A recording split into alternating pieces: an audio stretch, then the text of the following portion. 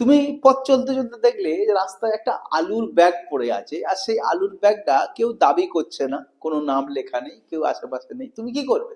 এবং তুমি হয়তো আধ ঘন্টা পরে ঘুরে এসে দেখলে আলুর ব্যাগটা আর নেই। একটা দুটো করতে করতে আলুর ব্যাগ শেষ।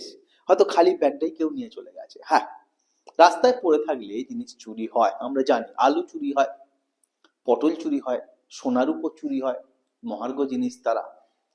বিশ্বাস চুরি হয়, ভালোবাসা চুরি হতে পারে, চুরি হয়। কিন্তু তা বলে একটা পর্বতমালা চুরি হয়ে যাবে? পাহাড়ের পর পাহাড় চুরি হয়ে যাবে? যদি সেটা হয়, সেটা কেমন হবে? পুকুর চুরির গল্পও আমরা জানি, কিন্তু সেখানটায় পুকুরটা ছিলই না, পুকুরটা হওয়ার কথা ছিল, হয়নি, পুকুর চুরি হয়ে গেছে, এটা বলা হয়েছিল। বাট পর্বত কিন্তু ছিল। আর সেই পর্বত, সেটা যদি আরাবল্লী পর্বত হয়, তাহলে এই পর্বতটা আজকাল না, 100 বছর 200 বছর আগেকার না, মিলিয়ন বছর আগেকার, যখন ভারতবর্ষ তৈরি হয়নি, যখন হিমালয় পর্বত তার কাছে শিশু,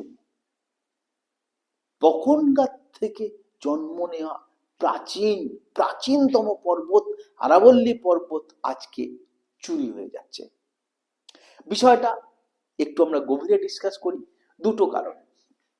এক, এর একটা নর্মাল জেনারেল স্টাডিজ পোর্শন রয়েছে, যেটা আমাদের সকলের জানা উচিত। আর একটা ভীষণ পরিমাণে এক্সাম ওরিয়েন্টেড পার্সপেক্টিভ রয়েছে।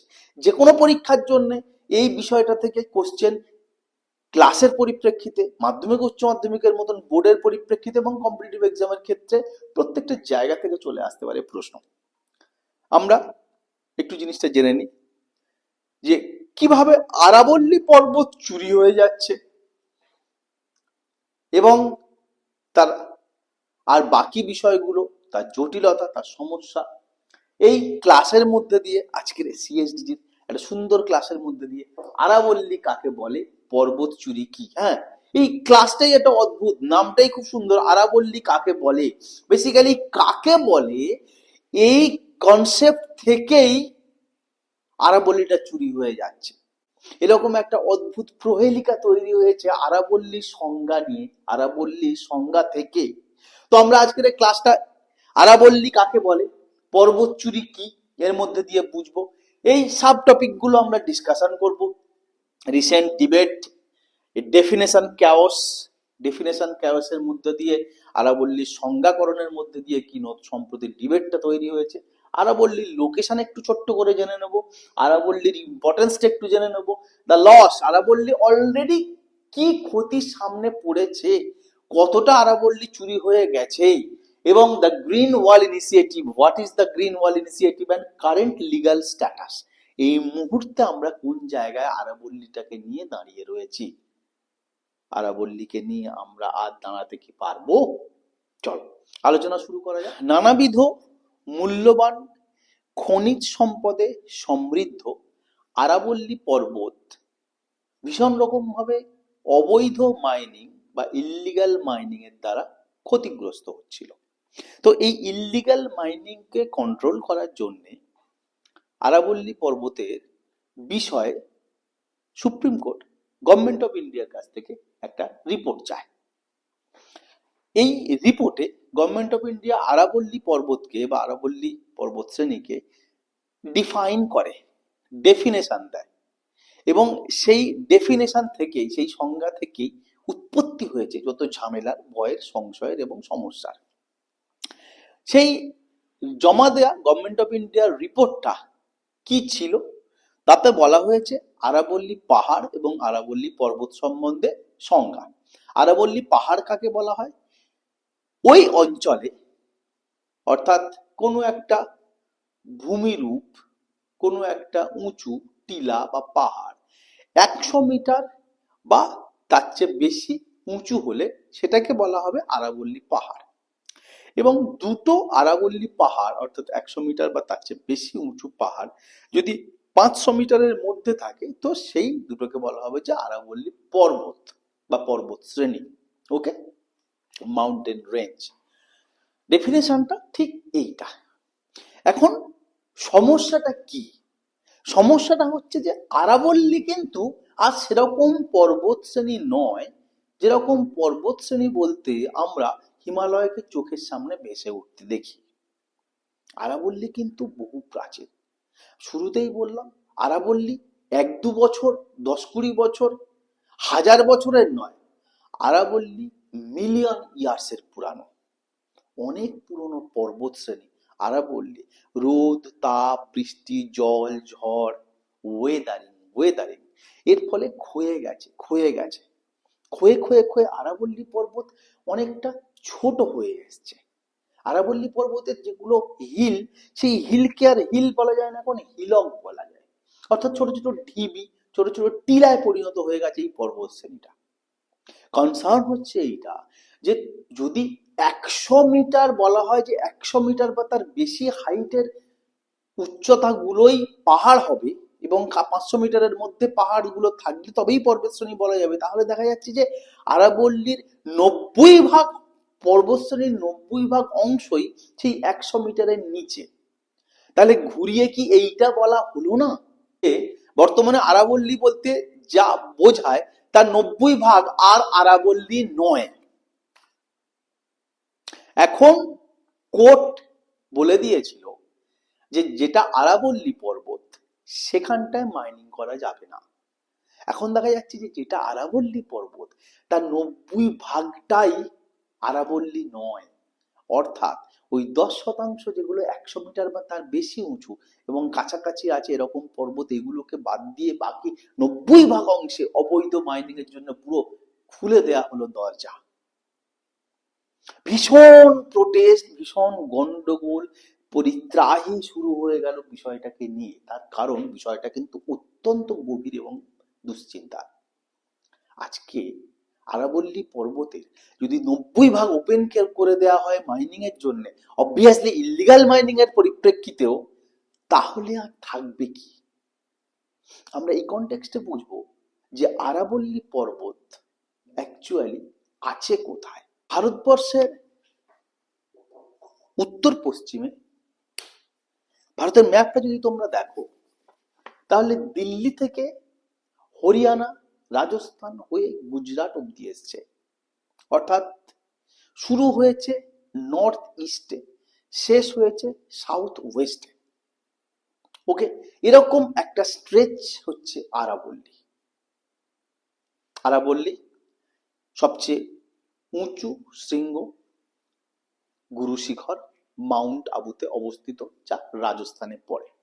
ভূগোলের এই অংশটাও কিন্তু খুব উল্লেখযোগ্য হয়ে যায় আরাবল্লীর ইউটিলিটি। আরাবল্লী আছে বলে আমাদের কি আছে? যদি আরাবল্লী না থাকতো, পুরোটা যদি এর মধ্যে চুরি হয়ে যেত বা চুরি হয়ে যদি যায় আগামী দিনে, তাহলে আমরা কি হারাবো?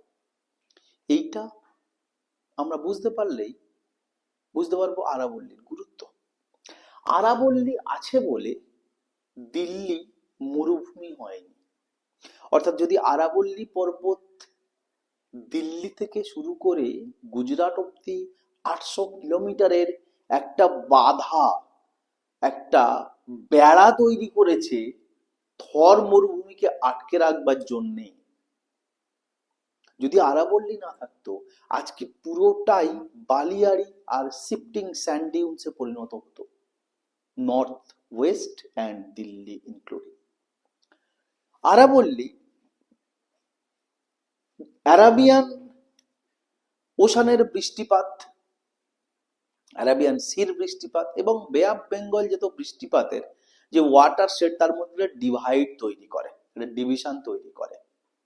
ওকে, তো this is climatic and ecological importance.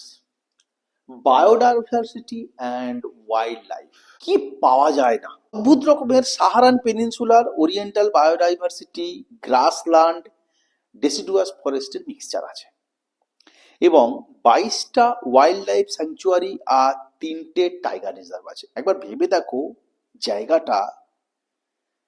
Leopard, tiger, Indian wolf, sloth bear, great Indian bustard, important wildlife এখানটায় কিন্তু রয়েছে। Agriculture and livelihood and livestock. ধানটা শুধু হয় না, চালটা হয় না, জোয়ার, ভুট্টা, গম সবকিছু হয়। জঙ্গলের কাঠ, জঙ্গলের মধু, জঙ্গলের আশেপাশের অঞ্চলগুলোতে গৃহপালিত পশু, পাখি, কত কত মানুষের জীবন জীবিকা সাথে যুক্ত, জীবন জীবিকা প্রোভাইড করে এই আরাবল্লী, তাই না? চলো, মিনারেলস অ্যান্ড ইকোনমি প্রসঙ্গটা যখন ইলিগাল মাইনিং, তো অবভিয়াসলি সেখানটায় টাংস্টেন, নিকেল, ক্রোমাইট পাওয়া যায়, অনেক রকমের আকরিক, এবং সেই আকরিকের ওপরে নির্ভর করে একটা একটা ভিভিড, একটা লাইভ ইন্ডাস্ট্রি, ইকোনমিক বেল্ট আরাবল্লীর জন্যে তৈরি হয়েছে। লেড, সিলভার, মার্বেল, গ্রানাইট, কি না হয় এখানটায়। ইন্ডাস্ট্রিয়াল ডেভেলপমেন্ট, দেখো এই আরাবল্লীর জন্যেই, আরাবল্লীর স্ট্র্যাটেজিক লোকেশনকে পরিপ্রেক্ষিতে গুরগাঁও, ফরিদাবাদ, জয়পুর, আলওয়ার, আজমির সিটিগুলোর কিন্তু ডেভেলপমেন্ট দাঁড়িয়ে আছে। এবং কালচার অ্যান্ড হেরিটেজ সিগনিফিকেন্সের ক্ষেত্রে বলতে গেলে আরাবল্লী রেঞ্জ একটা ইটসেলফ ইউনেস্কো সাইট। এবং পুষ্কর মেলা, আজমির শরীফ, মাউন্ট আবু, হিন্দু, ইসলামিক, জৈন সব ধর্মের সেখানটায় উৎসব, তীর্থস্থান, পুণ্যস্থান, দর্শনীয় স্থান এবং অবশ্যই প্রার্থনা স্থল আরাবল্লীতে রয়েছে। অর্থাৎ আমরা দেখতে পাচ্ছি যে সমস্ত দিক থেকে একটা মানব সভ্যতাকে ধারণ করার জন্য, বহন করার জন্য আরাবল্লী সব সময় প্রস্তুত। আমরা ছোট করে ডিসকাস করবো যে অলরেডি কি ক্ষতি হয়ে গেছে, দ্য লস, আরাবল্লী কি হারিয়ে ফেলেছে। 2018 সালে দুটো রিপোর্ট বেরোয় আরাবল্লীর ওপরে, একটা সুপ্রিম কোর্ট বার করে, একটা সিএজি বার করে। সুপ্রিম কোর্টের রিপোর্টটা বলছে যে বিগত 40 বছরে, 2018 সালের রিপোর্ট, 18 সালের আগে থেকে, 40 বছর আগে থেকে আরাবল্লীর 128টা পাহাড়ের মধ্যে, ওটা টোটাল 128টা পাহাড় আছে আরাবল্লী পর্বতে, সেই 128টা পাহাড়ের দিল্লি, হরিয়ানা, গুজরাট, রাজস্থান মিলিয়ে 31টা পাহাড় আজকে আর নেই, অলরেডি শেষ হয়ে গেছে, সমান হয়ে গেছে, মাটিতে মিশিয়ে দেওয়া হয়ে গেছে, অবশ্যই চুরি হয়ে গেছে। তো ভেবে দেখো, 128টার মধ্যে 31টা আজকে সম্পূর্ণভাবে চুরি হয়ে গেছে, সেগুলো নিঃশেষ, তাকে আর খুঁজে পাওয়া যায় না। সিএজি 2018 সালে আরেকটা রিপোর্ট বার করে, তাতে দেখা গেছে যে 4000-এর বেশি পরিমাণ ইলিগাল মাইনিং 2010 থেকে 2018-র মধ্যে আরাবল্লীর অঞ্চলে খনি তুলে নিয়েছে অবৈধভাবে। সো কি পরিমাণ ক্ষতি আরাবল্লীর হয়ে গেছে অলরেডি আমরা দেখতে পাচ্ছি। বাট এই প্রসঙ্গে একটা ছোট্ট ভালো খবর আমরা আলোচনা করব, দ্যাট ইজ আরাবল্লী green wall initiative. Green wall ইনিশিয়েটিভটা basically Sahara green wall initiative. Sahara মরুভূমির কথা আমরা সকলেই জানি, আফ্রিকার একটা বিরাট অঞ্চল উত্তর পূর্ব দিক জুড়ে রয়েছে সাহারা মরুভূমি, উত্তর পূর্ব দিক। তো এই সাহারা যাতে আরো বেশি এক্সটেন্ড না হয়ে যায়, সাহারা যাতে আরো বেশি ছড়িয়ে বাকি দেশগুলোকে নষ্ট করে পুরো মরুভূমির মধ্যে ঢুকিয়ে না ফেলে, সেই জন্য সাহারাকে ঘিরে একটা জঙ্গল তৈরি করা হয়েছে। সাহারা সাহারার মতন থাক, বাট সাহারা যেন না বাড়তে পারে, একটা বাফার জঙ্গল থাকুক সাহারার চারপাশে, সেটাকে বলা হয় সাহারা গ্রিন ওয়াল ইনিশিয়েটিভ। ঠিক সেই রকম ভাবে আরাবল্লী গ্রিন ওয়াল ইনিশিয়েটিভ একটা নেওয়া হয়েছে। উই আর আরাবল্লী বললে একটা গ্রুপ আছে, আরাবল্লী বাঁচাও কমিটির মতন, ঠিক আছে? আরাবল্লীকে যারা ভালোবাসে, রক্ষা করার চেষ্টা করে, দায় দায়িত্ব নয়, একটা ইনিশিয়েটিভ, একটা এনজিও বলা যেতে পারে। তারা এই আরাবল্লীর চারপাশে 4টে রাজ্য জুড়ে 1400 কিলোমিটার লম্বা এবং 5 কিলোমিটার চওড়া একটা গাছের শৃঙ্খল তৈরি করেছে। অর্থাৎ সোজা কথায় 5 কিলোমিটার চওড়া, 1400 কিলোমিটার আরাবল্লীটাকে বৃত্তাকারে ঘিরে রেখে গাছ রোপণ করেছে, বৃক্ষ রোপণ করেছে, যাতে আরাবল্লী না ধ্বংস হয়ে যায়, আরাবল্লী অক্ষত থাকে, আরাবল্লীর চারপাশে গাছ দিয়ে আরাবল্লীকে প্রোটেক্ট করা যায়। 2027 সালের মধ্যে আরাবল্লীতে অলরেডি আরাবল্লীর চারপাশে যে পতিত হয়ে গেছে জমি 1.1 মিলিয়ন হেক্টর ল্যান্ড, এইটা 2027 সালের মধ্যে রিক্লেম করা হবে, অর্থাৎ পুনরায় আবার আবাদযোগ্য করা যাবে, সেই রকম ইনিশিয়েটিভ এরা গ্রহণ করেছে। তাহলে হিসেব অনুযায়ী লেটেস্ট 2025 নভেম্বরের এবং ডিসেম্বরের যে রিপোর্ট, যেটা খুব ভয়ের ছিল বা ভয়ের রয়েছে, যেখানটায় বলা যাচ্ছে সেই রিপোর্টের আরাবল্লীর ডেফিনেশন অনুযায়ী আরাবল্লীর 90% আর সংরক্ষণের আওতায় থাকবে না, ইল্লিগাল মাইনিং এর একটা মুক্ত দ্বার বা একটা স্বর্গদ্বার হয়ে যাবে, স্বর্গদান হয়ে যাবে। সেইটার পরিপ্রেক্ষিতে কিন্তু সুপ্রিম কোর্ট পুরো বিষয়টার উপরে আবার একটা রিভিউ করার জন্য একটা নতুন কমিটি তৈরি করার পরামর্শ দিয়েছে, যে তোমরা এমন একটা কমিটির মাধ্যমে একটা রিভিউ দাও যেটাকে আরাবল্লী সম্পূর্ণভাবে সুরক্ষিত থাকে এবং ডেফিনেশনটা যেন অনেক প্র্যাকটিক্যাল হয়, এরকম যেন না হয় যে ডেফিনেশনটা খুব বেশি মেকানিক্যাল হয়ে গেল এবং যার ফলে আসল উদ্দেশ্যটা সলভ আমাদের হলো না। ওকে, এবং ততদিন পর্যন্ত সমস্ত রকমের মাইনিং এর লিজ দেয়া বন্ধ থাকবে।